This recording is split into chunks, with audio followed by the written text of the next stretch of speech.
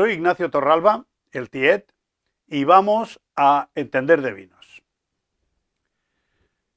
Cuando empezamos a estudiar cualquier materia, queremos entrar en materia rápidamente, pero de todas maneras, para entender de vinos, es importante saber de dónde venimos para saber a dónde vamos.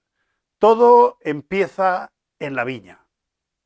O sea, la viña es la madre del cordero. Y vamos a hacer una píldora de viticultura para entender de vinos. La vid es una planta vivaz.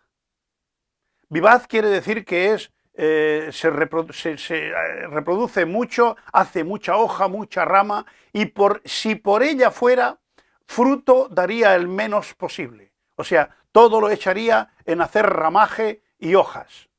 Pero claro, el hombre la tiene controlada y la poda. Entonces la viña se ve amenazada. Y al verse amenazada y al verse podada, dedica su esfuerzo a producir fruto y con ese fruto a producir semillas para asegurarse la perpetuación de la especie. Y claro, al hombre lo que le interesa es que la vid no haga hojas o haga las hojas necesarias, pero lo que le interesa es que haga fruto y de buena calidad. Hay cientos de variedades de viña, pero únicamente la variedad Vitis es la única que nos es útil para elaborar el vino. De manera que después de la aparición de la filoxera, a caballo entre los siglos XIX y XX, cambió el panorama de las variedades de uva que hay en el mundo. De manera que a raíz de la filoxera, que arrasó todo el viñedo europeo, el panorama cambió y entonces se repobló con tipos de vides que convenían más desde el punto de vista práctico. De manera que las viñas son hermanas gemelas, reproducidas una de otra, porque si la reprodujésemos de una semilla, puede ser que la variedad no fuese la misma que la de la madre. De manera que se plantan clones. La vid es una planta rara, veréis por qué digo lo de rara, pero que da lugar a la bebida más fascinante que hay en el mundo. A lo largo de toda la historia se han elaborado bebidas alcohólicas prácticamente de todas las frutas habidas y por haber. Pero la complejidad, los matices y la maravilla gustativa y olfativa del vino no se consigue con ningún otro fruto. Curiosamente, la planta es un tipo de planta que le llaman de redención, porque se cultiva en los terrenos donde nada más se podría cultivar, en aquellas laderas o costers, o como dicen en Francia, las côtes, que son pedregosas, arenosas, prácticamente tierras estériles, ¿no? Pues en esos terrenos es donde las viñas producen las mejores calidades.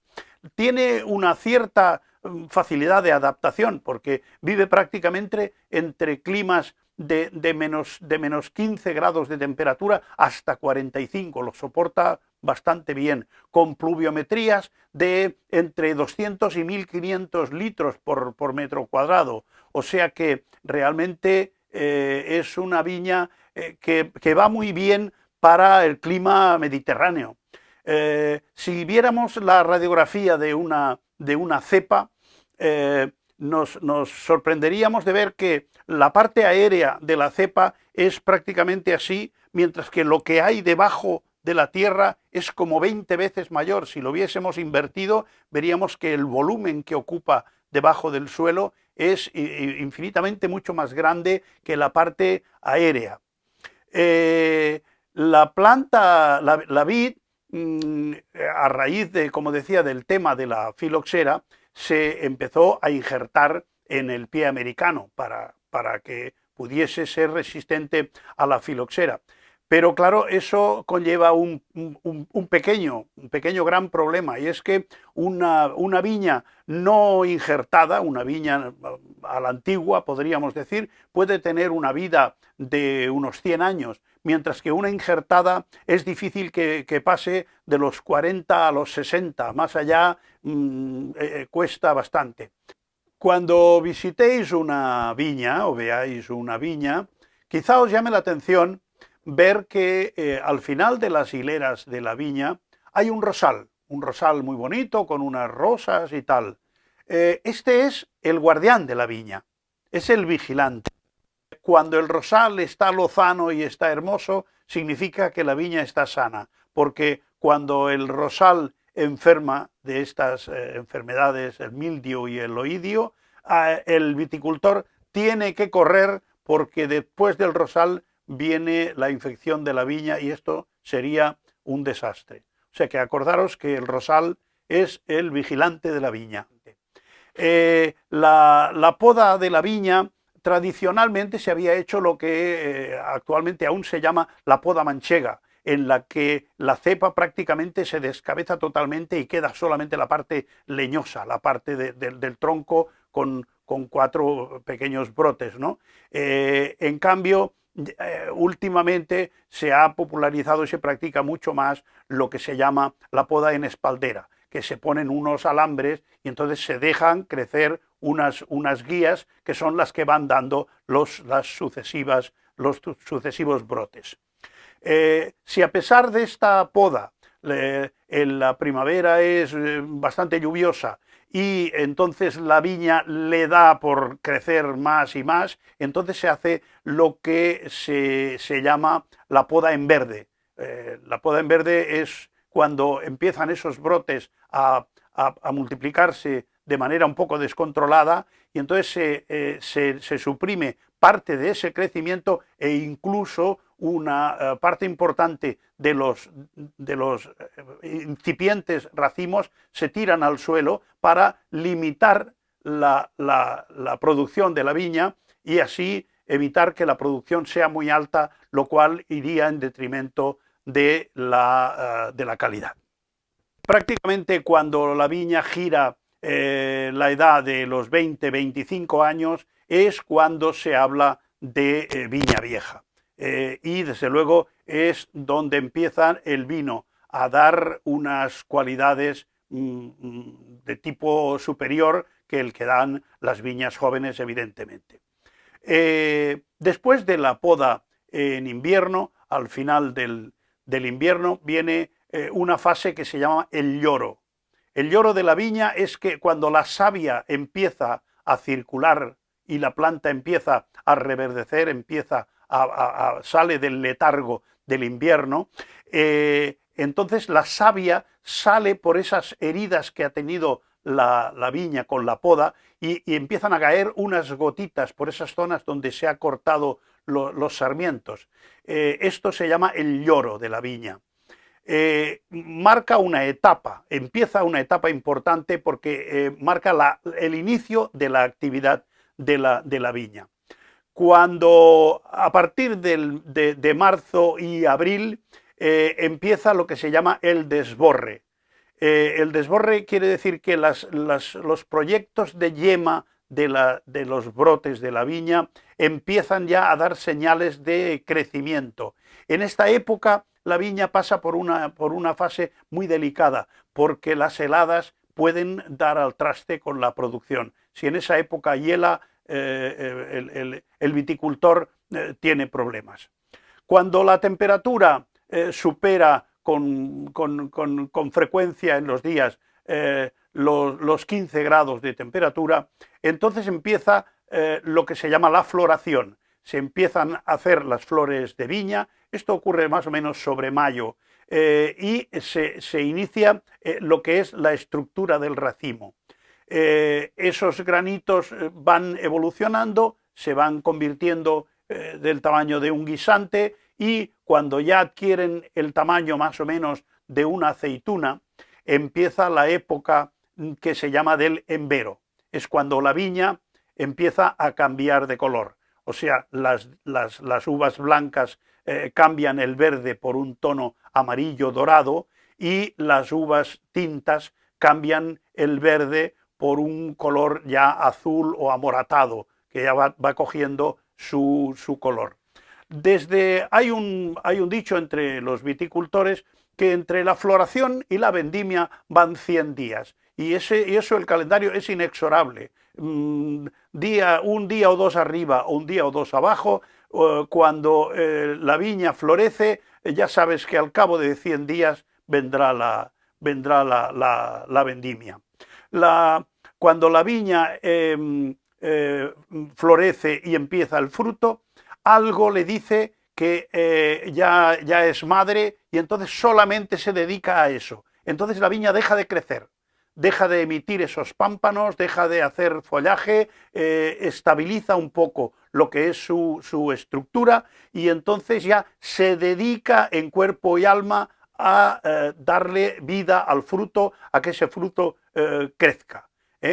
La maduración inicia en esta época, gracias sobre todo al sol. La uva empieza a bajar la cantidad de ácidos y empieza a subir la cantidad de azúcares. Si esto se conserva en una gráfica, se ve que una línea baja y otra sube y se cruzan en el centro. A partir de ese punto es donde la uva ya empieza su etapa de maduración. Esto también es una estrategia de supervivencia, porque el color y el dulzor de la uva lo que hace es atraer a los animales que comiéndosela llevan las semillas en sus excrementos a bastantes distancias. Con eso la viña también está intentando asegurar su supervivencia y su multiplicación, ¿no? Cuando ya entra el verano, la viña generalmente, como no está autorizado el riego, aunque hay excepciones, pero el riego de la viña generalmente no está autorizado, la viña pasa bastante sed, sobre todo cuando hay épocas en las que no cae ni una gota de lluvia, sobre todo en esos meses de verano fuertes que producen en la viña lo que se llama el estrés hídrico. Curiosamente, se dice que la viña es una planta un poco masoquista, tiene que sufrir para dar un gran vino. Para dar vino de calidad, la viña no puede estar muy ufana, tiene que estar un poco con ese estrés hídrico. Es un poco como el símil aquel de los poetas. O sea, un poeta con la barriga llena parece que no hace tan buena poesía, ni tanta calidad de poesía como el poeta que está en una situación un poco precaria y que pasa un poquito de hambre. Entonces eso se ve que estimula el afán artístico. A la viña le pasa lo mismo.